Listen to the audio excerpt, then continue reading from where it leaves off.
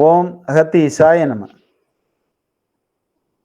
அகத்தியர் அருள்நிதி மைய அருளாளர்கள் திருவடியை வணங்குகின்றேன். நான் உங்கள் விஜயகுமார். அருளாளர்களே, இந்த தலைப்பு பார்த்தீங்கன்னாக்கா ரொம்ப சூப்பர். ஏன்னா, ஆன்மீகத்துள்ள கால எடுத்து வைக்கிற எல்லோரும் வருத்தப்படுறது, நான் இவ்வளவு சர்வீஸ்ல இருக்கிறேனே, இவ்வளவு சத்தியத்தில இருக்கிறேனே, இவ்வளவு நேர்மையா இருக்கிறேனே, என் கண்ணு முன்னாடியே எல்லாம் தவறு செய்றாங்க. எவ்வளோ குற்றங்கள செய்றாங்க. எல்லாம் நல்லா இருக்கான். எனக்கு மட்டும் ஏன் இது மாரி நடக்குது? தாழ்ச்சி எடுக்குறாங்க, வறுத்து எடுக்குறாங்களே! சோதனைய குடுத்துக்கிட்டே இருக்கிறாங்களே! எப்பதான் என் நிலை மாறும்? அப்படின்றத எல்லோரும் 100க்கு 99% ஆன்மீகத்தில் இருப்பவர்கள் தான் இந்த வார்த்தைய சொல்லவே சொல்லுவாங்க. மற்றவர்கள்லாம் இத பயன்படுத்த வேண்டிய ஒரு அமைப்பு கூட இருக்காது. வாய்ப்பே இருக்காது அவங்களுக்கு. "வறுத்து எடுப்பதே ஆன்மீகம்" அப்படின்னு நம்ம தலைப்பு குடுத்திருக்கோம். இது 2013ல நானும் என்னுடைய ஹெச்ஓடி சார் ஒருத்தரு விமலநாதன் சார் அப்படின்னு சொல்லிட்டு, அவர் மிக தீவிரமான சாய்பாபா டிவோட்டி. இவரு நம்ம சிவஹரிஹரன் ஐயா எப்படி அகத்தியர் பித்தனோ, அது மாரி சாய்பாபா பித்தன் அவரு. வேற லெவல் அது. அது அப்பா! அவர்கிட்ட பேசி ஜெயிக்க முடியாது. நம்ம என்ன ஒரு கேள்விய நம்ம 10 நாள் யோசிச்சுட்டு போய் அவர்கிட்ட கேட்டோம்னாக்கா, சாதாரணமா ஒரு பதில சொல்லிடுவார் ஞானத்துல இருந்து. அப்பேற்பட்ட உயர்ந்த ஆத்மா. நெறைய எனக்கு அவரு வந்து ஹெச்ஓடியா இருந்தத விட, ஒரு ஆசானா தான் நெறைய இருந்திருக்காரு. ஞான ஆசானா. வயதிலயும் மூத்தவரு. அறிவிலயும் தெளிவு பெற்றவரு. பக்தியில அப்பப்பா! சரணாகதி தத்துவத்துல அப்பா! உயர்ந்த ஆத்மா. அவர்கிட்ட பேசும்போது தான் புட்டபர்த்தி பாபாவினுடைய ஆசிரமத்துல சேவை செய்யறதுக்கு நெறைய பேர் உட்கார்ந்துகிட்டு இருப்பாங்க. அவங்க தவம் செய்ய மாட்டாங்க, தியானம் செய்ய மாட்டாங்க. எந்த மார்க்கத்திலயும் அப்படி இல்லாத அவருடைய சொற்பொழிவு மட்டுமே கேட்டுட்டு இருக்கும்போது, அங்க ஒரு டவுட் வருது ஒருத்தருக்கு. "ஐயா, எங்களுக்கு தவம் சொல்லி தரல. எங்களுக்கு உற்ற வழிகாட்டுதல் சொல்லல. எங்களெல்லாம் என்ன ஐயா இந்த பிறவி முடியும்போது அப்படியே உட்டுட்டு போயிடுவீங்களா ஐயா? எல்லாருக்கும் மத்தவங்களுக்கெல்லாம் ஏதோ சொல்றீங்க. யாரோ வராங்க, போறாங்க. அவங்களுக்கெல்லாம் ஒளி தியானம் இது மாரிலாம் சொல்றீங்க. எங்களெல்லாம் எதுவும் கண்டுக்கலையே அப்டின்னோனே, அப்ப அவரு சொல்றாரு, புட்டபர்த்தி பாபா சொல்றாரு, "நீங்கலாம் எங்கருந்து வந்திருக்கீங்க முதல்ல? இறைவன் கிட்ட இருந்து தான் வந்திருக்கீங்க. இப்ப யாரா கூட உட்கார்ந்துட்டுருக்கீங்க?" அப்டின்னு கேட்கிறாரு அவரு. "இறைவன் கிட்ட தான் உட்கார்ந்துட்டுருக்கீங்க. நம்ம எல்லாம் ஒண்ணா தான் போப்போறோம். வந்த இடத்துக்கு ஒண்ணா தான் போப்போறோம். நீங்க எதுக்கு வந்திருக்கீங்கன்னா, நான் ஒரு சர்வீஸ் செய்ய வந்திருக்கேன் இல்லையா? அந்த சர்வீஸுக்கு ஒரு புரொடெக்ஷனுக்கு ஆட்கள் தேவன்ட்டு நீங்கலாம் வந்திருக்கிறீங்க. நீங்க பிறவியிலே ஞானிகள் தான். நீங்க புதுசா தவம் செய்து, நீங்க ஞானியா மாறணும்னு அவசியம் இல்ல." அப்படி சில ஆத்மாக்கள்லாம் வெளிய சுத்திக்கிட்டு இருக்கு. உண்மதான் அது. பார்க்கறதுக்கு வந்து எதுவுமே தவமே செய்யாத இருக்கும். எந்த உழைப்பும் இல்லாத இருக்கும். ஆனா, வேற லெவல்ல அந்த ஆத்மா ஒடுங்கி இருக்கும்.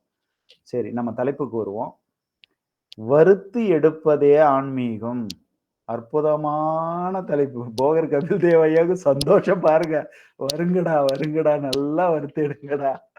அப்படின்னு. ஏன்னா, அவரு அவ்ளோ வறுபட்டிருப்பாராட்டக்குது பாருங்க. அந்த சந்தோஷம், அந்த சிரிப்பு வந்து அது காட்டிக் குடுக்குது பாருங்க. எந்த அளவுக்கு வறுத்து எடுத்திருந்தா போகர் ஐயா, கபில் தேவ் ஐயாவுக்கு இவ்ளோ மகிழ்ச்சி அந்த வெளிப்படுத்தணும் பாருங்க. நானும் அப்படிதான். எனக்கும் நெறைய வறுத்து எடுத்திருக்காங்க. அப்ப அந்த விமலநாதன் சார் கிட்ட நானு பேசிக்கிட்டு இருக்கும்போது அவரு சொன்னாரு, "என்ன சார் இவ்ளோ சோதனையா? நம்ம யாருக்கு சார் என்ன சார் கெடுதல் பண்ணிட்டோம்? ஏன் சார் இப்படிலாம் நமக்கு நடக்குது?" அப்படின்னு கேட்டாக்கா, "பின்ன என்னங்க வறுத்து எடுக்கிறது தானங்க ஆன்மீகம். இப்படி வறுத்து எடுத்துட்டு இருக்காங்களேன்னு" கேட்கும்போது அவர் சொன்ன ஒரு விளக்கம் தான் நான் இங்க பகிர்ந்துக்க போறேன். "அதுக்கா சார் நம்ம இறைவன தொழணும்? அதுக்கா சார் நம்ம குருவ தொழணும்? இப்படி துன்பத்த அனுபவிக்கிறதுக்கா? தினம், தினம் வேதனை அனுபவிக்கிறதுக்கா? ஒரு சொல்யூஷன் இல்லாத ஒரு கேள்விய நம்ம கையில புடிச்சு திரிஞ்சுகிட்டு இருக்கிறதுக்கா? ஒரு ப்ராப்ளத்துக்கு தீர்வு இல்லாத நம்ம திரிஞ்சுகிட்டு இருக்கிறதுக்கா? எல்லாம் மத்தவன் எல்லாம் நல்லா இருக்கான். தப்பு செய்றவன்லாம் நல்லா இருக்கான். நம்ம நிம்மதியாவே தூக்கமே இல்லாத கஷ்டப்பட்டுட்டு இருக்கோமே!" அப்படின்னு கேட்கும்போது, ஒண்ணு நல்லா புரிஞ்சுக்கங்க. வறுத்து எடுப்பது தான் ஆன்மீகம் அப்படின்னா, அதுக்கு ஒரு எக்ஸாம்பிள் சொன்னா உங்களுக்கு டக்குன்னு புரிஞ்சிடும். சூட்சுமமா, அற்புதமா புரிஞ்சிடும். ஒரு வேர்க்கடலை இருக்கு. அத வறுத்து எடுப்பாங்க. தோல நுமுட்டுவாங்க. முதல்ல வந்து விதைய போட்டுட்டு, அது தண்ணி ஊத்தி அழகா எல்லாத்தையும் வளர்த்து நம்ம தாய் தந்தை வளர்க்குறாங்க, எல்லாம் பண்றாங்க. ஆனா, என்னைக்கு ஸ்கூல்ல போட்டுட்டு குருன்னு ஒருத்தர இன்ட்ரோடியூஸ் பண்றாங்களோ, அது அறிவ குடுக்குற குருவா இருந்தாலும், மெய்ஞானத்த குடுக்குற குருவா இருந்தாலும், அங்க தான் அத என்ன பண்றாங்க, கலக்கா நல்லா முத்தி, பக்குவ நிலைக்கு வந்த பிறகு அத பிடுங்கி, உயிர விதைச்சு, அத தோல உரிச்சு, நல்ல தரமான விதைகள எடுத்து, அத காய வச்சு, அத வறுத்து, தோல நுமிட்டி, அத புடைச்சு, அத சட்னியா அரைச்சு, சுவையா ரெடி பண்ணி வைக்கிறாங்க. ஆனா ஒண்ணு நல்லா புரிஞ்சுக்கணும். இங்க அந்த சூட்சுமத்த பாருங்க. ஏன் வறுத்து எடுக்குறாங்க அப்டின்னாக்கா, வறுத்து எடுத்த பிறகு அது முளைக்குமா? சர்வ சத்தியமா முளைக்காதுங்க. அந்த வறுக்காத விட்டுட்டீங்கன்னா, அந்த கலக்கா என்ன பண்ணும்? மலாட்ட, வேர்க்கடலை அப்டின்னு சொல்றது, நிலக்கடலைன்னு சொல்றது, முளைச்சுக்கிட்டே இருக்கும். பூமியில போட்டீங்கன்னா, அது முளைச்சே தீரும். ஆனா வறுத்து எடுத்துட்டீங்கன்னா, அது முளைக்கவே முளைக்காது. அப்போ உன்ன ஏன் வறுக்குறாங்கன்னா, ரீபர்த் நீ எடுக்கக்கூடாது. மறுபடி நீ பூமியில பொறக்கக்கூடாது. முடிச்சிடு. இப்பவே கதைய முடிச்சிடு. அப்படின்றதுக்காக தான் அந்த ட்ரெய்னிங் உனக்கு குடுத்துட்டு இருக்கிறாங்கப்பா அப்படின்னு அவர் சொல்லும்போது, அந்த மெய்ஞானம் நமக்கு புரிஞ்சது. ஆனா இந்த ரஜினிகாந்த் ஐயா சொல்ற மாரி தான். ஆண்டவன் நல்லவங்களுக்கு நெறைய சோதிப்பான். ஆனா கைவிட மாட்டான். கெட்டவங்களுக்கு அதிகமா குடுப்பான். கைவிட்டுருவான்னு சொல்றாங்க இல்லையா? அது சர்வ சத்தியம். அது உண்மை. நெறைய அந்த பஞ்ச் டயலாக்ன்னு சினிமால வர்றது எல்லாம் பார்த்தா ஞானத்தை சார்ந்து நெறைய வரும். எக்கச்சக்கமான வார்த்தைகள். விட்றா ஆண்டவனே நம்ம பக்கம் இருக்கான் அப்படின்னும்போது, எல்லாத்த விட எக்ஸ்ட்ரீம் அதுதான் அப்படின்ற அந்த உணர்வு வந்தே தீரும். எல்லா இடத்துலயும் சொல்லிக்கிட்டே இருப்பாங்க. யாராக இருந்தாலும் சொல்லிக்கிட்டே இருப்பாங்க. தத்துவம், பாடல்கள் எதுவாக இருந்தாலும் இறைவனை முன்னிறுத்தி அங்க வந்துகிட்டே இருக்கும். எல்லா நிலைகளிலும் வெளிப்பட்டுக்கிட்டே இருக்கும். அப்போ நீங்க ஒண்ணு மட்டும் நல்லா புரிஞ்சுக்கணும். சர்வ சத்தியமாக அத உள் உணர்ந்து புரிஞ்சுக்கணும். நீங்க எல்கேஜி கிளாஸ்க்கு போறீங்க. அந்த எல்கேஜி கிளாஸ முடிச்சுட்டு யுகேஜி, 1 ஸ்டாண்டர்ட், 2ண்ட் ஸ்டாண்டர்ட், 10த், 11த், 12த் நீ அதன் பிறகு என்ன மதிப்பெண் எடுக்கிறையோ, அதுக்கு தகுந்த தகுதி, தராதரம், யோகிதை இந்த நிலை இருந்துச்சுன்னா தான் என்ஜினியரிங் அட்மிஷனோ, இல்ல எம்பிபிஎஸ் அட்மிஷனோ, சித்தா டாக்டரோ, இல்ல கலைக்கல்லூரிக்கு போறதோ, நீ விரும்புறதெல்லாம் உனக்கு கிடைக்காது.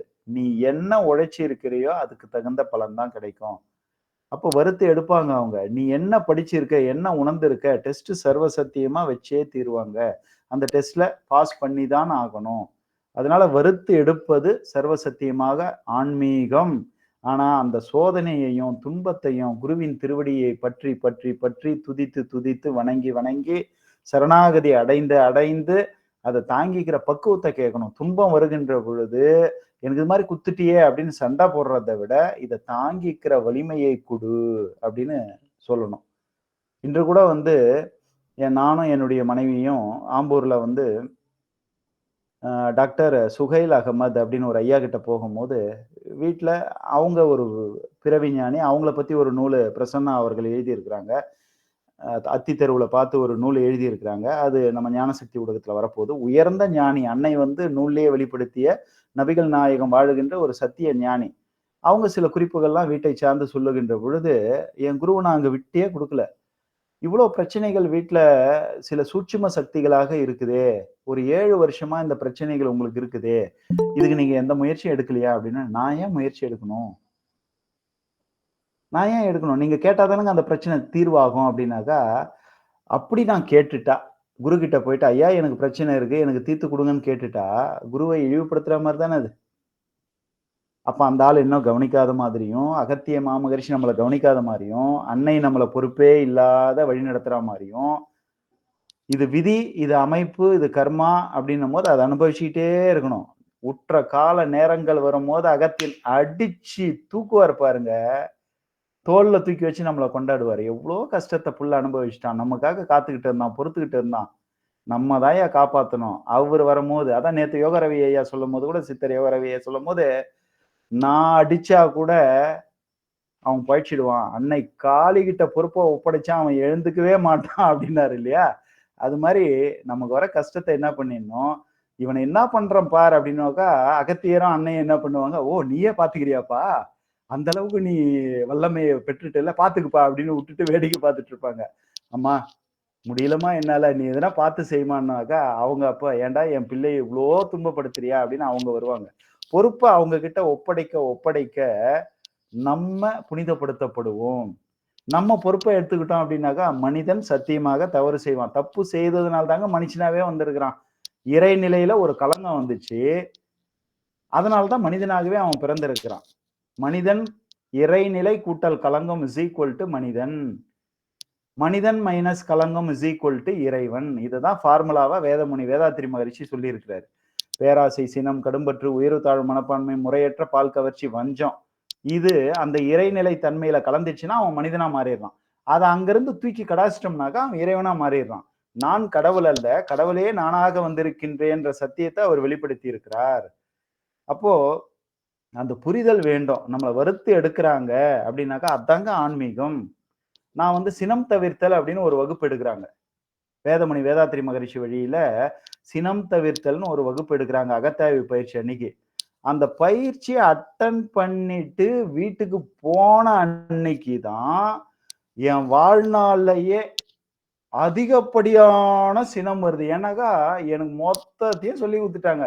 சினம்னா என்ன, ஏன் வருது, எப்படி வருது, எங்கிருந்து வருது, அதனுடைய பாதிப்பு என்ன, சினம் என்னும் சேந்தாரை கொல்லி இனம் என்னும் ஏம புனையச் சுடும், எல்லா சத்தியத்தையும் சொல்லிட்டாங்க. சொல்லிட்டு அப்போ நம்ம போகும்போது அகத்தியர்கிட்டையும் இல்ல குருமார்கள் கிட்டையும் இன்னைக்குதான் சினம் தவிர்த்தல் அப்படின்ட்டு ஒரு தலைப்பை நம்ம ஆராய்ச்சி செய்துட்டு எல்லாத்தையும் சிந்திச்சுட்டு வந்தோம். இன்னைக்கு ஏன் என் புத்தி அப்படி இருக்குது அப்படின்னாக்கா டெஸ்ட் வைப்போம்.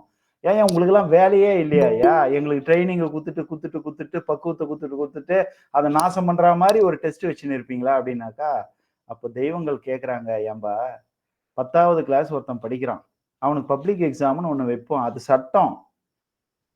சினம் தவிர்த்தல்னு என்னன்னே தெரியாத, சினம்னாவே என்னன்னு தெரியாத, ஒரு உணர்வும் இல்லாத, புரிதலும் இல்லாத, ஆராய்ச்சி நுட்பமும் இல்லாம, அனுபவ அறிவும் இல்லாம இருக்கிற ஒருத்தங்கிட்ட போய் கொஸ்டின் பேப்பர் கொடுத்தா அவுட் ஆஃப் சிலபஸ் அது.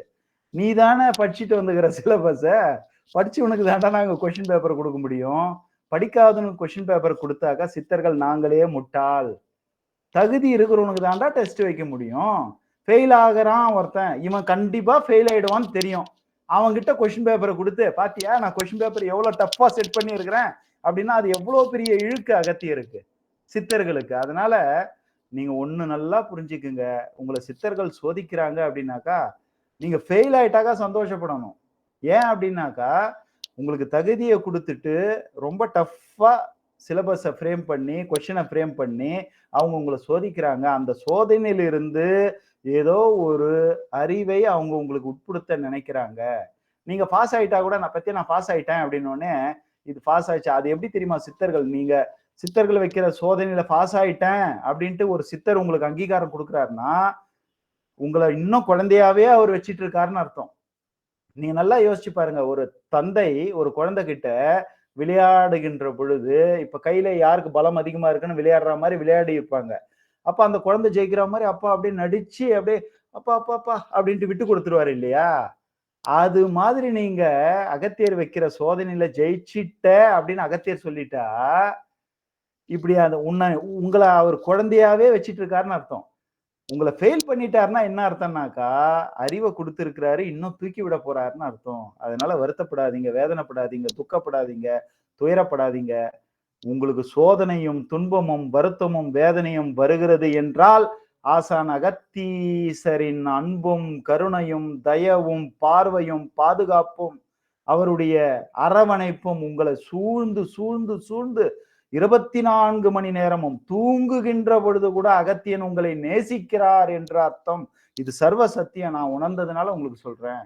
அதனால சத்தியமா சித்தர்கள் கைவிட மாட்டார்கள். ஏன் அப்படின்னாக்கா இன்னொரு சத்தியம் என்னன்னாக்கா உங்களை வச்சு ஏதோ ஒரு அற்புதம் செய்யணும்ன்றதுக்காக தான் போகர் கபில் தேவ் ஐயாவை தேர்வு செய்திருக்காங்க, அகத்தியர் பித்தன் ஹரிகரன் ஐயாவை தேர்வு செய்திருக்காங்க, முத்துக்குமரன் ஐயாவை தேர்வு செய்திருக்காங்க. இந்த குடும்பத்துல எல்லாரையும் சித்தர் யோகாரவி ஐயாவை, பிரசன்னா அவர்களை, பிரகாசம் ஐயா அவர்களை தேர்வு செய்துட்டாங்க இல்லையா? அந்த தேர்வு செய்துட்டு அவங்கள கைவிட்டுட்டு போனாக்கா ஃபெயிலியர் யாருக்கு? ஒரு நல்ல மாணவனை தேர்வு செய்வதற்கு கூட யோகிதையற்ற ஒரு நபர் அப்படின்னா அந்த சித்தர்கள் கூட்டமே அந்த சித்தனை பழிக்கும் அல்லவா? அப்ப அவங்க வந்து ஃபெயிலியர் கேஸா அவங்கள விட்டுட்டு போறதுக்காக தேர்வு செய்யல. தட்டி தட்டி கொடுத்து பக்குவத்தை கொடுத்து வேற லெவல்ல சித்தர்கள் கூட்டத்துல உங்களை தரம் உயர்ந்த சித்தரா உருவாக்கி வைப்பாங்க. அவங்க எல்லாம் அகத்தியரு 15 சித்தர்கள் எல்லாம் எந்த காலத்துல சித்தரா மாறினாங்க? சத்திய யுகத்துல மாறினாங்க. கலியுகத்தில் சித்தனாக மாறுபவன் தான் உயர்ந்தவன். சர்வ சத்தியம் இது. கலியுகத்தில் ஒருத்தன் ஒரு புது சித்தன் உருவாகிறான்னாக்கா சாமானியமா அதெல்லாம் முடியாது. அதற்காக தான் என்ன பண்ணியிருக்காங்க, அகத்தியர் கருணையோட வந்து நம்மள கைட் பண்ணிக்கிட்டு இருக்கிறார். அப்போ வறுத்து எடுக்கிறார் அப்படின்னா வேதனைப்படாதீங்க, சந்தோஷப்படுங்க, கண்ணீர தொடச்சுக்கிட்டே இருங்க. பேரானந்தம், பெருவாழ்வு சர்வ சத்தியமாக அகத்தியர் வழங்குவார். உடம்புல உயிர் இருக்குதா? அந்த உயிர் இருக்குது இல்லையா? அந்த ஒத்த உயிரை வைத்து அகத்தியன் அஷ்டமா சித்தையும் செய்வார். வந்த எல்லாத்தையும் ஊதி விட்டுடுவார். எல்லாத்தையும் ஒரு க்ஷணம் அவ்வளோதான். ஒரு க்ஷணம். பிச்சைக்காரனா இருக்கிற ஒருத்தன ஏதோ ஒரு லாட்டரி சீட்ட வாங்கி வச்சு ஒரு க்ஷணத்துல கோடி ரூபாய் வர வச்சுடுவார். அவர் நினைத்தால். நீங்க போய் கேட்டுட்டு இருக்கக்கூடாது. உங்களுக்கு என்ன குடுக்கணும்னு ஞானிகளுக்கு தெரியும், சித்தர்களுக்கு தெரியும், ரிஷிமார்களுக்கு தெரியும். நீங்க போய் அறியாமையில பிரசன்னா கிட்ட பேசிட்டு இருக்கும்போது கேட்பேன். ஏன்னா, அம்மா கிட்ட இத கேட்கலாம்லண்ணா, ஐயா கிட்ட இத கேட்கலாம்லண்ணா அப்படின்னு சொல்லும்போது, நான் அப்ப சொல்லுவேன், ஏன்பா அம்மா கிட்டயும், ஐயா கிட்டயும் போய் எனக்கு இது குடு அப்படின்னு கேட்டா, அவங்க என்னவோ நம்மள கவனிக்காத மாரியும், நமக்கு குறைய வச்சு விட்டுட்டு இருக்கிற மாரியும், எவ்வளோ ஒரு இழிவான ஒரு வேண்டுதல் அது. அப்படிதான் நான் அத புரிஞ்சுகிட்டு நான் கேட்கறது. நீங்க எல்லாருமே ஒண்ணு புரிஞ்சுக்கணும். உங்களுக்கு எது தேவையோ, கேட்காமல் வழங்கக்கூடிய வல்லமை சித்தர்களுக்கு உண்டு, கருணை உண்டு, தயவு உண்டு. உங்களுக்கு நீங்க எதிர்பார்க்கிறது கிடைக்கல அப்படின்னாக்கா, அது உங்களுக்கு நல்லது இல்லன்ட்டு தான் அவங்க உறுதியோட, உறுதிப்பாட்டோட அழுது கேட்டாலும் குடுக்கல. என்னடா இவ்ளோ கல் நெஞ்சக்காரனாடா அகத்தீசான்னு கேட்டா, அப்படி கிடையாது அது. உங்களுக்கு அது நல்லது இல்ல. அத விட பெருசா குடுக்க போறாருன்னு அர்த்தம். வறுத்தெடுப்பதே ஆன்மீகம். இது சர்வ சத்தியம். நான் வறுத்தெடுத்த ஆட்கள் நெறைய பேர் இருக்கிறாங்க. அதுல வந்து அதிகமா வருபட்ட ஒரு ஆள் அப்படின்னு பார்த்தோம்னாக்கா, திருவண்ணாமலைல சிவகுமார் அப்படின்னு சொல்லிட்டு ஒரு ஐயா. அ அதுக்கு பிறகு இப்ப ரீசென்ட்டா வந்து டெய்லி வருபடக்கூடிய ஒரு ஆத்மானாக்கா, நம்ம பிரசன்னா அவர்கள், ஆம்பூர் பிரசன்னா அவர்கள். ஆனா ஆசான் அகத்தியர் திருவடி சாட்சியாக, இன்று நான் ஒரு சத்தியத்தை முன்மொழிகின்றேன். என்னுடைய நிலைப்பாடு என்ன அப்படின்னு தெரியாது. ஆனா பிரசன்னாவிற்கு இந்த பிறவியில் ஆசான் அகத்தீச மகரிஷி பிறவி பூர்த்தியை தந்து பிறவியில்லாத பெரும்பயனை கொடுத்தே தீருவார், அருளியே தீருவார். இது என் குரு அகத்தியர் திருவடி மீது சத்தியம். ஏன்னா அவ்வளவு வறுத்து எடுத்திருக்கேன் நானே. அகத்தியன் கூட வறுத்து எடுக்கல. நானே பர்சனலா வறுத்து எடுத்திருக்கேன். அத்தனையும் தாங்கிய ஒரு உயர்ந்த ஆத்மா. நான் இதுவரைக்கும் எத்தனையோ பேர கடந்து வந்திருக்கேன். என் கோவத்துக்கு முன்னாடி இதுவரைக்கும் யாராலயும் ஈடுகட்டவே முடியாது. இணையே இல்ல. வரவே முடியாது. குருன்னு கூட பார்க்க மாட்டேன். ஒரு குருவை வந்து திண்டிவனத்துல ஒரு குருவை நான் என்ன சொல்லிட்டு வந்தேன்னா, ஒரு நல்ல சீடனை நீங்கள் இழந்து விட்டீர்கள் அப்படின்ட்டு வந்திருக்கேன். எப்படி இருக்கும் அப்ப அகங்காரம். ஒரு நல்ல சீடனை நீங்கள் இழந்து விட்டீர்கள். உங்களுக்கு வந்து இந்த பிறவியில ஒரு நல்ல சீடனை வந்து இழந்துட்டீங்க. உங்களுடைய தன்மையினால அப்படி சொல்லிட்டு வந்திருக்கோம். அப்போ அப்படி நம்மளுடைய சத்தியம் அப்படின்றது அகத்தியத்தை தொட்டுத்தா, அகத்தியமே சத்தியம், சத்தியமே அகத்தியம். அந்த சத்தியத்து முன்னாடி எவ்வளோ சத்தியவான்கள் அது மாரி இருக்காங்க. நம்ம எவ்வளோ ஓங்காரக்குடில் ஆசான்லாம் பார்த்தீங்கன்னா, அப்பா! நம்ம நம்ம சொல்லிட்டு இருக்கோம். நம்ம ஒரு சத்தியத்துல இருக்கோன்ட்டு. நம்மள கோடி மடங்கு, கோடி மடங்கு உயர்ந்த சத்தியம் அது. அந்த சத்தியம் அப்டின்னாக்கா அது அகத்தியம். அகத்தியம்னா அது சத்தியம். அதனால அவங்க வறுத்து எடுப்பாங்க. சர்வ சத்தியமாக அந்த வறுத்து எடுக்கிறது எதுக்குன்னாக்கா, மறுபடி நீங்க பிறக்கக்கூடாது, முளைக்கக்கூடாது. வறுத்தெடுத்த ஒரு விதை எப்படி முளைக்காதோ, அது மாரி நீங்க மறுபடி பிறவி எடுக்கக்கூடாது. பிறவி சித்தனாக மாற வேண்டும் என்பதற்காகத்தான் செய்கிறார்கள். இது சத்தியம் என்ற அந்த நிலையில இந்த உரையை நான் நிறைவு செய்துக்கிறேன். அறிவில் தெளிவு பெற்ற சான்றோர்கள் இதை சார்ந்து பேசுவதாக இருந்தால் இப்ப பேசிக்கங்க.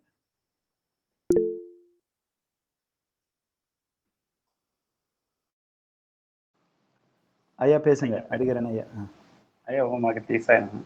ஓம் ஐயா ஒரு அகத்தீசாய. சிறப்பான ஒரு உதாரணத்தை இன்னைக்கு புரிஞ்சுது. அந்த நிலக்கடலை உதாரணம் வந்து உண்மையிலேயே ஒரு தன்மை தாண்டி ரொம்ப சிறப்பான உதாரணம். ஏன் அதை அப்படி நான் சொல்கிறேன் என்றால், எனக்கு அம்பாள், அகத்தியர் எல்லாருமே சொன்னாங்க, இது உனது கடைசி பிறவி, இதற்கு பிறகு மோட்சம் இருக்கு. அப்ப வந்து அந்த வறுத்து எடுக்கும்போது அந்த முளைக்காத நிலை அடையிறது அப்படிங்கிற சொல்லும்போது, அது அருமையான உதாரணம் ஒன்று. அந்த வறுத்து எடுக்கிறதுல வந்து எல்லாருமே என்ன நினைக்கிறாங்க, எல்லா கஷ்டமும் வந்து அவர் கொடுக்குறாருன்னு. கண்டிப்பாக அது கிடையாது. ஒரு சின்ன உதாரணம் சொல்வதா இருந்தா, அகத்தியர் அவர்கள் எனது முற்பிறவியை பற்றி சொல்லும்போது, ஒரு 20 வருடங்களுக்கு முந்தையே, நீ முன்ஜென்மத்தில் பாண்டிய மன்னன் கைப்பாவையாக இருந்து பல சிசுக்களை வதை செய்து, பின்னர் திருந்தி செய்த தான தர்மத்தால் இப்பிறவியில் உனக்கு ஒரு காலை ஏற்க செய்தோம். உண்மை. போலியோ அட்டாக்கு ஒரு கால் நடக்க முடியாது. ஆனால் இன்று வரை இந்த கால் இல்லை என்று நான் எந்த அளவும் வந்து ஒரு இது அறிந்ததே கிடையாது. ஏன்னா என்னை பார்த்து அப்ப வந்து உங்களுக்கு தெரிஞ்சிருக்கலாம் 16 வயதினிலே வந்து கமலஹாசனுடைய பேரு சப்பானின்னு. நான் சின்ன வயசுல படிச்சபோது என்னை வந்து பல பேர் கேலி கூத்தாக கூப்பிட்டார்கள். எனக்கு என்னமோ அதெல்லாம் காதுல விழல. இன்னைக்கு யார் கூப்பிட்டாலும் விழல. ஏன் நான் சொல்றேன்னா, நம்ப எதை நோக்கி போறோம் அப்படிங்கிறத நான் மனசுக்குள்ள வச்சிருக்கேன். இதே முதல் முறையாக சதுரகிரி என்னை அழைத்தபோது, சதுரகிரி என்னால் ஏற முடியாது. அங்க வந்து சித்த மருத்துவர்கள் தான் இருப்பார்கள். இதையும் தாண்டி ஒருத்தர் இன்னும் கொஞ்சம் உண்மை என்ன சொன்னாருன்னா, 10 நாளைக்கு முன்னாடி தான் ஒரு சித்த மருத்துவர் வந்து இறந்து கிடந்தாரு. அவர் வர வரைக்கும் யாரோ ஒருத்தர் பக்கத்துல உட்கார்ந்தாரு. இவங்க போன உடனே அவங்க எழுந்து போயிட்டாங்க. ஸோ நீ நல்லா முடிவு பண்ணிக்க. நீ குடும்பத்துல இருக்க. நீங்க போயிட்டு திரும்பி வரணுமா வேண்டாமான்னு முடிவு பண்ணி இந்த அளவுக்குலாம் செஞ்சாங்க. ஸோ நம்ம தான் எதுவுமே காதுல வாங்குறது கிடையாது. கூப்பிட்டது அவர். அவர் புலியா வந்தா என்ன, மானா வந்தா என்ன, யானையா வந்தா என்ன? எதுக்கு இந்த உதாரணம் சொல்றேன் அப்படின்னா, என்னால் நடக்க முடியாது என்பதை நான் ஏன் தீர்மானிக்கணும்? அந்த வருத்துங்கிறது அந்த இடத்த நான் வச்சிருந்தேன் அப்படின்னா, நான் சதுரகிரி ஏறி இருக்க முடியாது. சதுரகிரி ஏறிக்க முடியாதுன்னா, இந்த சபையில இன்னைக்கு நான் கலந்திருக்க முடியாது. இந்த சபையில கலந்திருக்க முடியாதுன்னா, இன்னைக்கு நான் மனுஷனாவே இருக்க முடியாது.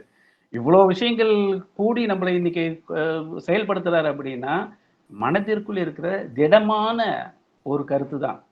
அதனால என்னுடைய கருத்து கொஞ்சம் ஷார்ட்டா முடிச்சுக்கிறேன். கடைசியில ஒரு நகைச்சுவையான ஒரு கருத்து சொல்றேன். என்ன கருத்து அப்படின்னா, ஐயா வந்து சொல்லும்போது சொன்னாரு, குருவுக்கு தெரியாதது ஒன்றுமே கிடையாது. அவருக்கு எல்லாம் தெரியும் அப்படின்னு. கண்டிப்பாக இந்த சபையில, இந்த சத்சங்கத்துல நமக்கு எல்லாருக்கும் குருவா இருக்கிறவர் ஐயா தான். ஸோ இதுல யார் யாரெல்லாம் பேங்க்ல கடன் வாங்கியிருக்கீங்களோ, லோன் வாங்கியிருக்கீங்களோ எல்லாரும் இன்றிலிருந்து அவருடைய நம்பரை மாத்தி கொடுக்கும்படி தாழ்மையுடன் கேட்டுக்கொள்கிறேன். ஐயா என்னால முடிஞ்சதை சொல்லியிருக்கேன்யா. அதனால இதுல இருந்து கண்டிப்பாக இருக்கிறேன். ஒரு நகைச்சுவையான கருத்து தானே ஒழிய இதை வந்து யாரும் சீரியஸாக கண்ணோட்டத்தில் பார்க்க வேண்டாம். எல்லாமே குருவினுடைய திருவடியில ஒப்படைச்சிடுங்க. உங்களுக்கு இருக்கக்கூடிய இன்பம், துன்பம் எல்லாம் ஆசான் அகத்தியர் திருவடியில ஒப்படைச்சிடுங்க. சர்வசத்தியமாக அவர் அந்த வினையை சுமப்பார். அற்புதமா சுமப்பார். அதுக்கு சின்ன உதாரணம் பார்த்தீங்கன்னாக்கா, கிருஷ்ண பரமாத்மா வந்து நடந்து வந்துட்டு இருக்கிறப்ப, கோபியர்கள் சில பேர் வந்து ஆற்றுல இருந்து ஏதோ தண்ணி எடுத்துக்கிட்டு போறாங்க, துணியை துவைச்சிக்கிட்டு போறாங்க. அதெல்லாம் வெயிட் அதிகமா இருக்கு. இதை கொஞ்சம் தூக்கி தலையில வைப்பா அப்படின்ன உடனே அது காதுல வாங்காத போயிட்டே இருக்கிறாரு. ஏம்பா உன்னதான்பா கிருஷ்ணா கொஞ்சம் தூக்கி வைப்பா அப்படின்னாக்கா போயிட்டே இருக்கிறாரு. திட்டுறாங்க அவங்கெல்லாம். இவரெல்லாம் தெய்வன்றீங்க, கடவுள்ன்றீங்க, அவதார புருஷன்றீங்க, ஒரு சின்ன உதவி கூட செய்ய மாட்டுறாரு. இதை தூக்கி தலையில கூட வைக்காத போயிட்டே இருக்கிறாரு. பொறுப்பே இல்லை பாருங்க. பெண்களுக்கு கூட உதவி செய்யற ஒரு கருணை இல்லை அப்படின்னு சொல்லிடுறாங்க. இவர் என்ன பண்றாரு, யார அந்த வெயிட்டை தூக்கி வைக்க சொன்னாங்களோ அந்த பெண்மணி வீட்டுல போய் உட்காந்துட்டு இருக்காரு. வேக வேகமா நடந்து வந்துட்டு பிறகு அம்மா கொஞ்சம் அந்த தவளையை கொடுங்கம்மா அப்படின்றாரு. போயா நீ அங்க தூக்கி வைன்னு சொல்லும் போது நீ தூக்கி வைக்கல, இங்க வந்து இறக்கி வைக்கிறதுக்கு வந்து உட்காந்து இருக்க, உனக்கு அதெல்லாம் நான் அனுமதி கொடுக்க முடியாது அப்படின்னு. இல்லம்மா அது காரணம் உண்டு. என்னையா காரணம் பெருசா சொல்லிட்டு போற? இறைவன் என்பவன் சுமையை தூக்கி வைப்பவன் அல்ல, சுமையை இறக்கி வைப்பவன் அப்படின்னாரு. Super super. புரியுதா? அப்ப அதான்யா அகத்தீசன். அகத்தீசன்னா அதான்யா, சுமையை சுமக்கிறவன் தான். சுமையை இறக்கி நம்ம மேல வைக்கிறவன் கிடையாது. அது புரிஞ்சுக்கிட்டா போதும். இதுக்கு ஒரு சின்ன ஒரு கருத்து சொல்றேன். நான் முதல் முறையாக சதுரகிரி ஏறும்போது அதாவது அவர் என்ன சொன்னார் அப்படின்னா, பௌர்ணமி என்று அதாவது கிரகணத்துடன் கூடிய முழுமதி நாளில் நாம் காட்சி தருவோம் அப்படின்னாரு. நான் முதல் முறையா ஏறும்போது எங்க இருக்குன்னு தெரியாதுன்னு சொல்லிட்டு ராஜபாளையத்துல இறங்கி ஒரு நண்பர் மூலியமா இருக்கும்போது அதற்கு அடுத்து அதுக்கு வரிகள் சொன்னார். போறதுக்கு முன்னாடி என்ன சொன்னா, உம் சுமையை ஏற்க யாம் வெண்ணெய் உண்ட மூர்த்தியை உம்முடன் அனுப்புவோம் அப்படின்னாரு. சத்தியமா நடந்த கிருஷ்ணமூர்த்தின்னு ஒருத்தர் ராஜபாளையத்துல இருந்து என்னை சதுரகிரி வரை அழைத்து வந்து அவர் வந்து என்னுடைய பேக்கை தூக்கிட்டு வந்து அவர் தோல்ல நான் கையை வச்சு ஏறி இன்னைக்கு இறங்கினேங்க. உண்மை, சத்தியமான உண்மை. கண்டிப்பா. கபில் தேவையா?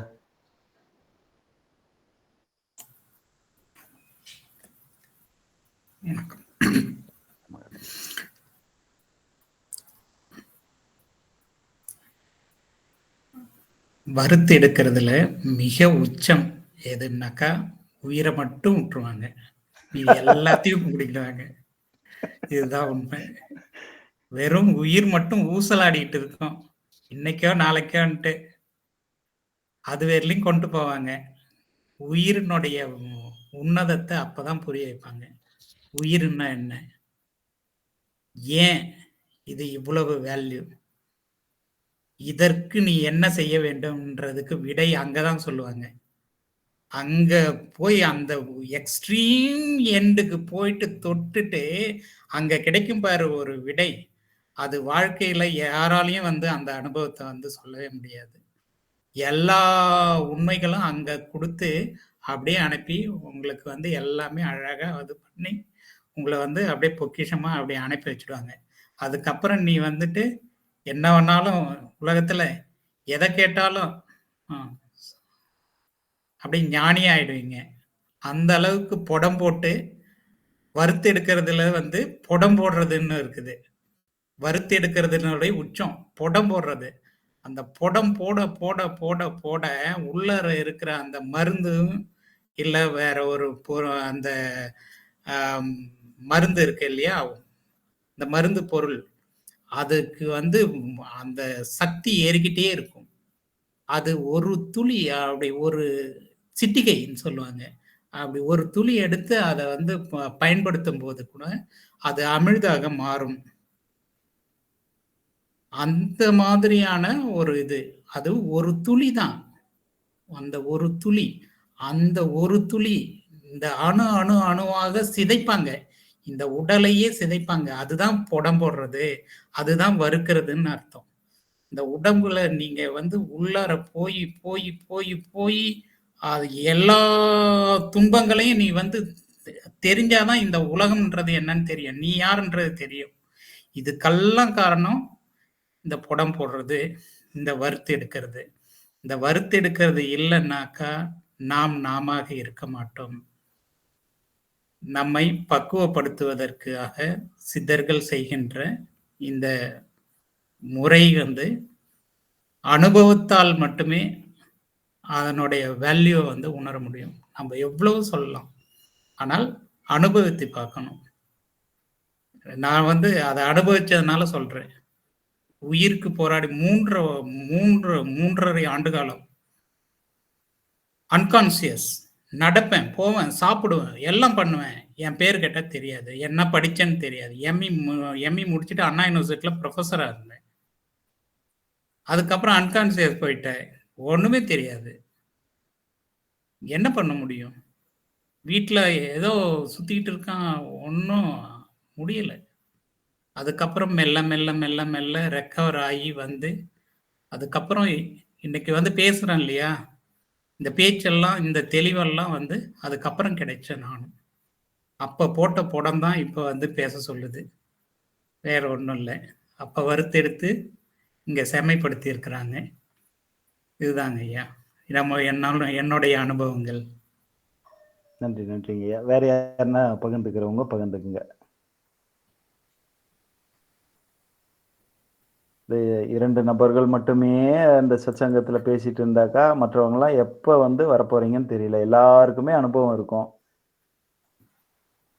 நீங்க வந்து ஆளை சுட்டி காட்டினீங்கன்னாக்கா அவங்க ஸ்பீக் அவுட் ஆவாங்க. சொல்லிட்டேன், நான் தினேஷ்குமார் ஐயாவை ஏற்கனவே பேசுங்கன்னு சொல்லியிருந்தேன். நீங்க ஒவ்வொரு பர்சனா வந்து டைம் கொடுக்கணும். இவங்க வந்து 2 நிமிஷம் 5 நிமிஷம் அப்படின்னு டைம் சொல்லிடுங்க. வந்திருக்காங்க. முத்துராமகிருஷ்ணன் ஐயா வணங்குறேன் ஐயா, பேசுங்க ஐயா.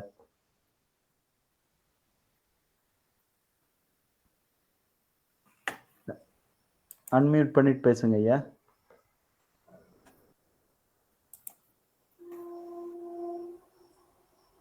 ஐயா முத்துராமகிருஷ்ணன் ஐயா ஹேண்ட் ரைஸ் பண்ணியிருக்கீங்க, அன்மியூட் பண்ணிட்டு பேசுங்க ஐயா.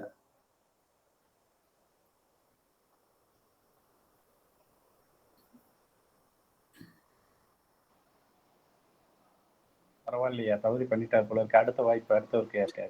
வேற யாராவது? தினேஷ்குமார். ஓம் மகதீசாய நம. ஐயா, எனக்கு ஒரு விஷயத்தை கூற விரும்புகிறேன். தஞ்சாவூர் கணேசன் கிட்ட ஜீவனாடி படிக்கும்போது வீட்டில் நிறைய பிரச்சனைகள் இருந்தது. நான் 6வது படிக்கும்போது இருந்தே பல பிரச்சனைகள், எப்போவுமே துன்பங்கள் தான். அதை குருநாதரும் வந்து பொதுவாக பொது ஜீவனாடி எல்லோருக்கும் படிக்கும்போது, உன் தாயின் நிலைமை எனக்கு புரியுது, உங்கள் அம்மாவுடைய பிரச்சனையை வந்து தீர்க்கணும்னா இப்பயே தீர்த்து கொடுத்துட்றேன், ஆனால் அடுத்த பிறவிக்கு அந்த துன்பத்தை அவங்க அனுபவித்து ஆகணும் அப்படின்னாங்க. எனக்கு அப்போ தான் புரிஞ்சுது, துன்பங்கள் தீர்த்துட்டா அந்த வந்து அடுத்த பிறவிக்கு அனுபவிக்கணுன்றது எனக்கு அந்த கான்செப்டே எனக்கு சரின்ட்டு அப்போ கேட்டுக்கிட்டேன். இந்த பிறவிலே எல்லாமே அனுபவித்து தீர்த்துடணும், இதுவே அவங்க கடைசி பிறவியாக மாறணும் அப்படின்ட்டு குருநாதர் கேட்டுக்கிட்டேன். இது ஒரு அனுபவம்.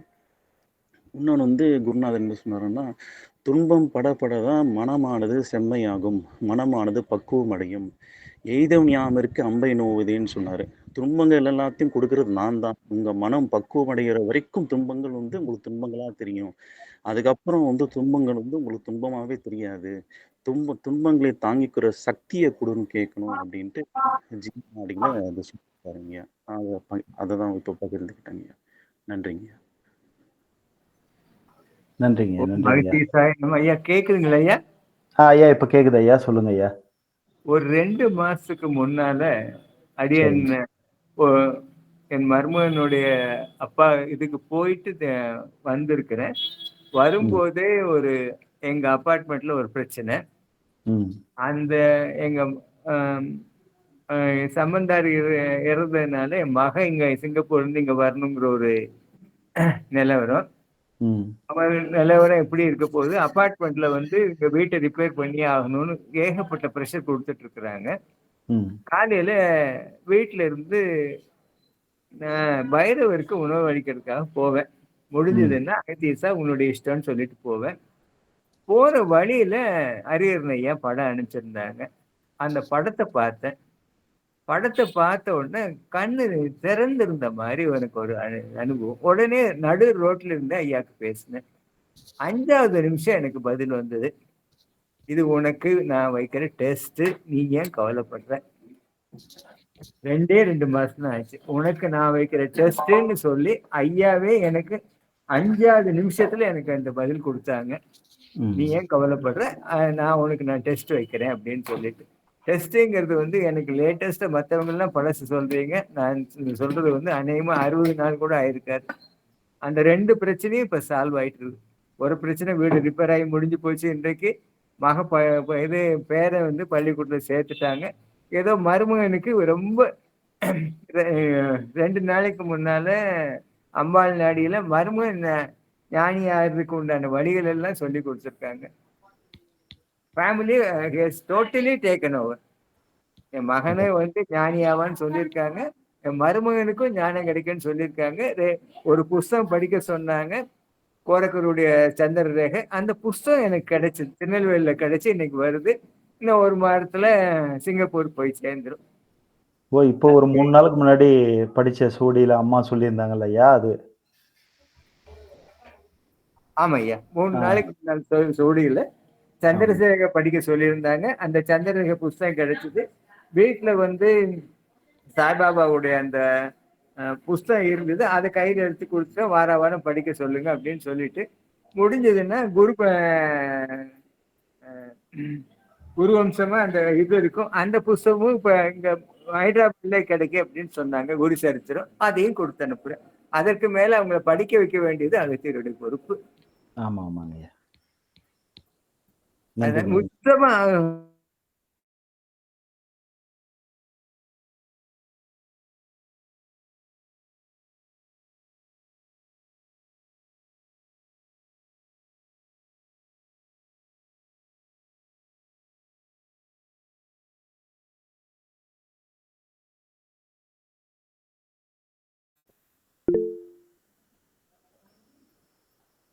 கோபிகிருஷ்ணா ஐயா.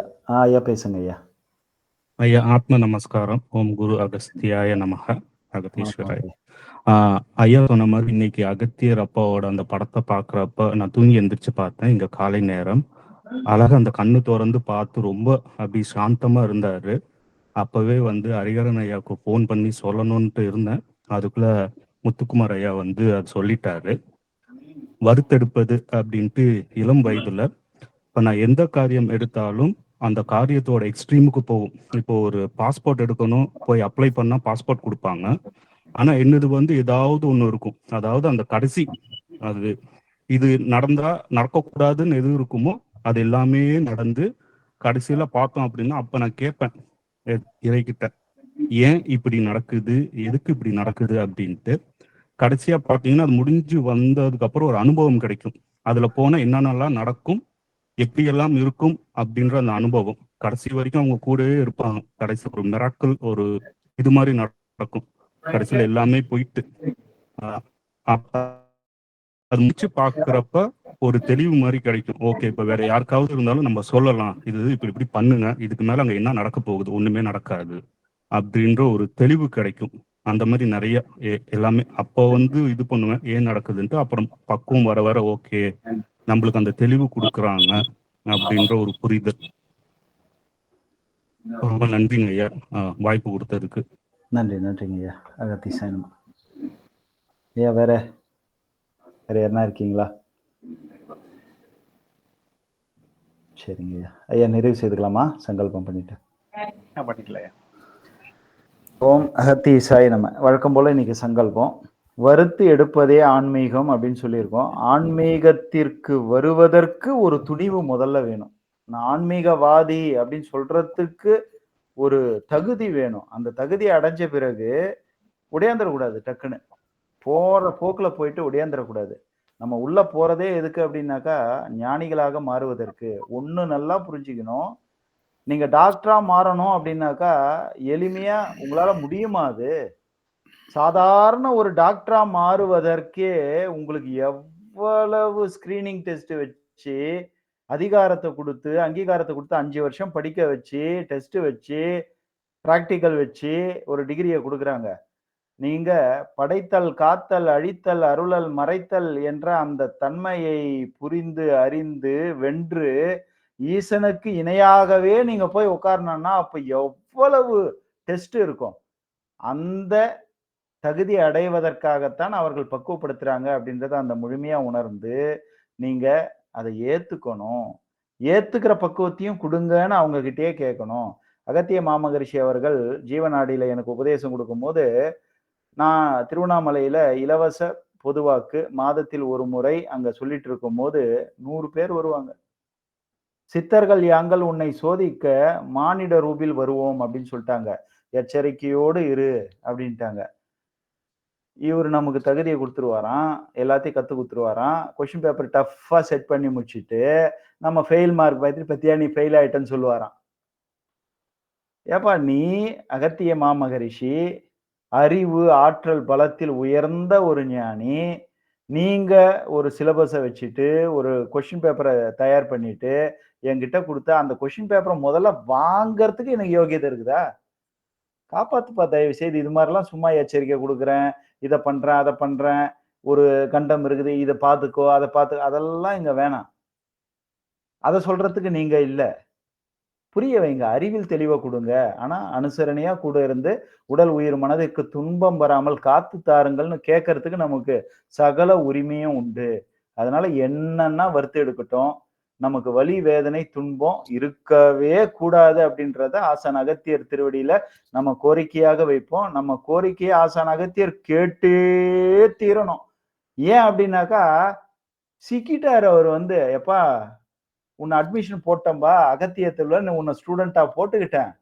அந்த ஸ்டூடெண்ட்டை என்ன நேரம் பார்த்தாலும் கும்பல ஆச்சுனே இருந்தாக்கா பாக்குறவங்க கூட என்ன சொல்லுவாங்க, அந்த வாத்தியாரு சரியே இல்லப்பா, எல்லாரையும் எப்ப பார்த்தாலும் ஸ்டூடெண்ட்ஸை திட்டுறது, அடிக்கிறது, உதைக்கிறது இதே அப்படின்ட்டு அகத்தியருக்கே இழுக்காயிடும். அதனால நீங்க அச்சப்படாதீங்க, பயப்படாதீங்க. உங்களுக்கு வலி வேதனை துன்பம் இல்லாமல் தான் வருப்பார். பிறவி இல்லாத அந்த சத்திய நிலை அருள்வார். அந்த பிறவி புத்தி செய்வதற்கு ஆசான் அகத்திய மாமகரிஷி அவர்கள் இக்கணமே இந்த குழுமத்தில் கலந்து கொண்டு இந்த உரையை கேட்ட அனைவருக்கும் வழங்கட்டும். இந்த குழுமத்துல இப்ப யாரெல்லாம் இந்த சத்சங்கத்தை கேட்டு ரசித்தீர்களோ அவங்க எல்லோருக்கும் இந்த பிறவிலேயே முக்தி ஆசான் அகத்திய மகரிஷி அருளட்டும் என்று பணிந்து அவர் திருவடியை வணங்கி சங்கல்பித்து இந்த உரையை நான் நிறைவு செய்துகின்றேன். நன்றி. ஓம் அகத்தீசாய நம. ஓம் அகத்தீசாய நம. ஐயா நீங்க சொன்னதுல ஒரு சின்ன இது என்ன சொல்றேன் அப்படின்னா, நம்ம அகத்தியர் நம்மள தேர்ந்தெடுத்தாருன்னா கவர்மெண்ட் ஜாபியா தூக்க முடியாது, யாரும் தூக்க முடியாது. பிரைவேட்டா இருந்தா தான் டெய்லி காலைல 9 மணிக்கு போனா 9 மணிக்கு போனா நம்ம பயப்படணும். இது எப்படி போனாலும் ஏதோ ஒரு ரூல் இருக்கும். அதனால அவர் நம்மள விட்டுற மாட்டாரு. அதனால அதை நான் ஒரு உதாரணத்துக்காக சொல்றேன். ஏன்னா நான் கவர்மெண்ட்ல வேலை பார்க்கறதுனால அந்த இது கிடையாது, இருந்தாலும் ஒரு உதாரணத்துக்கு சொன்னீங்க. நன்றிங்க. ஓம் அகத்தீசாய நம. நன்றி, நன்றிங்க. அகத்தீசாய நம. அகத்தீசாய நம. குருவே சரணம், குருவே சரணம். நன்றி, நன்றி. அகத்தீசாய நம. அகத்தீசாய நம. குருவே சரணம். ஓம் அகத்தீசாய நம. நன்றி ஐயா. ஓம் அகத்தீசாய நன்றி ஐயா. நன்றி ஐயா. அகத்தீசாய நம. ஓம் அகத்தீஷாய நம. நன்றி ஐயா. ஓம் அகத்தீசாய நம. நன்றி நன்றி அகத்தீசா. ஓம் அகத்தீசாய நம. ஓம் அகத்தீசாய நம. குருவே சரணம்.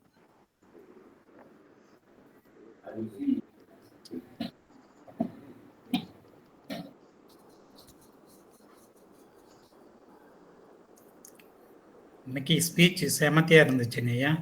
நன்றிங்க. ஆசானுடைய கருணை. நல்லா இருந்துச்சு, நல்லா இருந்துச்சு.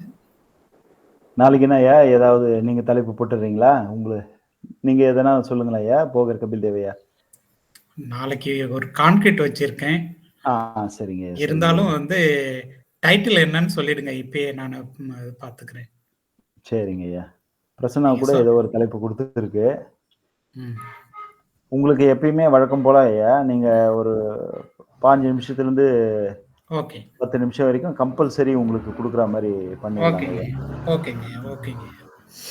சார்ந்தவர்களுக்கு எப்பயுமே ஒரு அனுமதி கொடுத்துட்டு, இன்னும் உள்ளவே வரமாட்டாங்க இல்லையா, அவங்களுக்கு வாய்ப்பு கொடுத்து கொஞ்சம் கொஞ்சமா அவங்கள உள்ள கொண்டுட்டு வரணும். ஏன்னா அவங்களுக்கு ஒரு டைட்டில் கொடுத்துட்டு இன்னைக்கு பேசி ஆகணும்னு இது பண்ணிடுங்க. பிரசன்னாக்கு அப்படிதான் குத்துட்டு வந்துட்டேன். பிரசன்னா குத்துட்டு வந்துட்டேன். நீ பேசணும் பதிவு போட்டேன், நான் அனுமதியே வாங்காத போட்டுட்டேன். பேச பாட்டு. ஏன்னா அவங்கள வந்து அப்படியே மேல லிஃப்ட் பண்ணணும். லிஃப்ட் பண்ணி வரணும். வந்துருவாங்க ஐயா எல்லாம். சரி. நன்றிங்க ஐயா. அகத்தீசா. நன்றி நன்றி நன்றி. குருவே சரணம். அகத்தீசா. ஐயா. ஐயா சொல்லுங்க ஐயா. நம்ம நந்தனார் சிலை வந்து ஆல்மோஸ்ட் முடிஞ்சிடுச்சு. எடுத்துட்டு வரணும். எந்த ஊர்ல இருந்து ஐயா? இது கும்பகோணமா? கும்பகோணம் என்ன ஒரு முருகர் இருப்பாரே, சுவாமிமலை. சுவாமிமலையில இருந்து ஐயா. அவரு சபதி பேர் என்னது? சபதி பேர் வந்து அன்பு. வேற யாரோ. நம்ம அகத்தியரும் சுவாமிமலையில் தான் ரெடி ஆயிட்டு இருக்காரு. ஒரே இடத்துல தான் இருக்கு, பக்கத்துல தான் எங்கன்னா பக்கத்துல ஒன்னாவே போயிடலாம். நானும் இதிஷையும் போறோம் அகத்தியரை பாக்குறதுக்கு. நீங்க எந்த தேதின்னு சொல்லுங்க, முடிஞ்சா ஒன்னா போயிடலாம். சரிங்க ஐயா, சரிங்க. அதே இடத்துல தான், பக்கத்துல ஒரு 2-3 தெரு வித்தியாசம் இருக்கும். அவ்வளவுதாங்க. நன்றிங்க ஐயா. நன்றி. குருவே சரணம்.